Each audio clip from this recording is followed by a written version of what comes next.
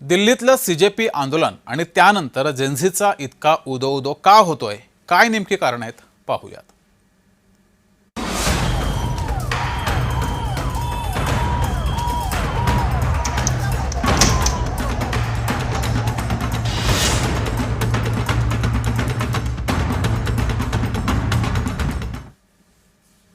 दिल्लीतल्या आंदोलनामध्ये सर्वाधिक चर्चा झाली ती जेन्झीची. त्यांनी बनवलेले मीम्स असो किंवा व्हिडिओ असो, पण खरंच जेन्झी यांचा इतका उदो करावा का? याआधीची आंदोलनं देखील तरुणांच्या पुढाकारानं झाली, हे खरं नाहीये का? असे अनेक प्रश्न उपस्थित होत आहेत. ही चर्चा करण्याचं कारण म्हणजे विरोधकांसह समाज माध्यमांवरील अनेक जण जेन्झीचं उदात्तीकरण करत आहेत. ही इंस्टाग्रामची पिढी आहे, ही सर्वात आधुनिक अशी पिढी आहे असे दावे केले जात आहेत.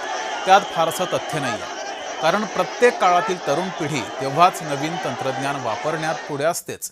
कारण कुठलीही नवी गोष्ट ते लगेच शिकू शकतात, किंबहुना काळाची गरज म्हणून त्यांना ती शिकावी लागते. उदाहरणार्थ 2010-11च्या काळात खाजगी वृत्तवाहिन्या सुरू होऊन 3 ते 4 वर्ष झाली होती. त्यामुळे संपूर्ण देशानं पहिल्यांदाच एखादं देशव्यापी आंदोलन टीव्हीवर लाईव्ह पाहिलं. तेव्हा ते तंत्रज्ञान नवं होतं. आज मेटा आणि इन्स्टा तुलनेनं नवीन आहेत, त्यांचा ट्रेंड आहे. एकूणच काय, आंदोलन यशस्वी करून दाखवायचं असेल तर त्यात तरुणांचा सहभाग लागतोच. मात्र केवळ त्या पिढीला आता जेन्झी असं नाव पडल्यानं त्याचा उदो करण्यात फारसं काही हाशील नाहीये.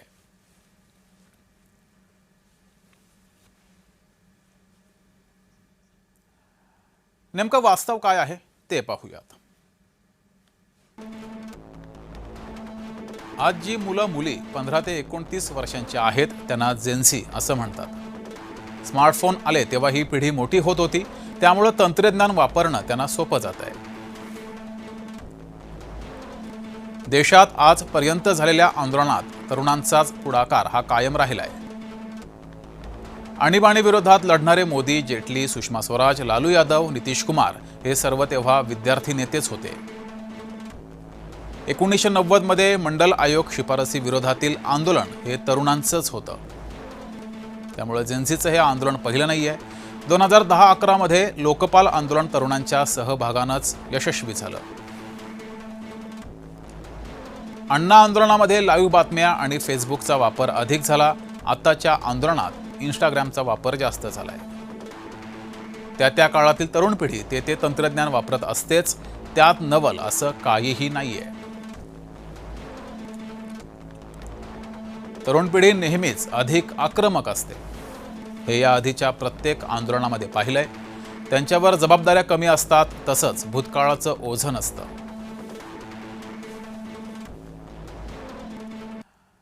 तर राजकीय विश्लेषक रविकिरण देशमुख यांनी जेन्झीचं कसं विश्लेषण केलंय ते पाहूयात. जे साधारणपणे 1997 ते 2004-5 पर्यंत जन्मलेले असे म्हटले जातात. त्याच्यानंतरच्यांना जेन अल्फा म्हटलं जातं, ज्येष्ठांना मिलेनियल्स म्हटलं जातं. ह्या सगळ्या तांत्रिक परिभाषा आहेत. मूळ उद्देश काय आहे की विद्यार्थी आंदोलनं जेव्हा होतात तेव्हा त्यातून अपेक्षित काय साध्य होतं आणि काही काळ त्याची चर्चा होते आणि नंतर मात्र त्याचा परिणाम पण मोठा दिसून येतो. गुजरातमधल्या चिमनभाई पटेल सरकारविरोधातल्या आंदोलनाने गुजरातचं राजकारण बदलून गेलं. जयप्रकाश नारायण यांच्या आंदोलनामध्ये शरद यादव किंवा त्यावेळेचे लालू यादव सारखे तरुण होते. त्यांच्या आंदोलनामुळं पूर्ण देशभर एक वेगळं वारं वाहिलं. इंदिरा गांधी यांचा पराभव झाला. अशी ही आंदोलनं वेगवेगळ्या मागण्यावरून होत असतात. समाजामधला बदल हा कुणीही एक व्यक्ती किंवा एक संस्था नियंत्रित करू शकत नाही. ती सदैव चालणारी प्रक्रिया असते. त्याला कुठे ना कुठे तोंड फुटतं आणि आत्ता यावेळी हे जेन्झीच्या निमित्ताने नीटच्या परीक्षेच्या विषयावरून सुरू झालेलं आंदोलन बरंच व्यापक ठरतंय. फक्त भाषा बदलली आहे, पेहराव बदललाय आणि एकंदरीत त्यांचं वागण्या बोलण्याची चर्चा बदलली आहे. फरक काय तो एवढाच.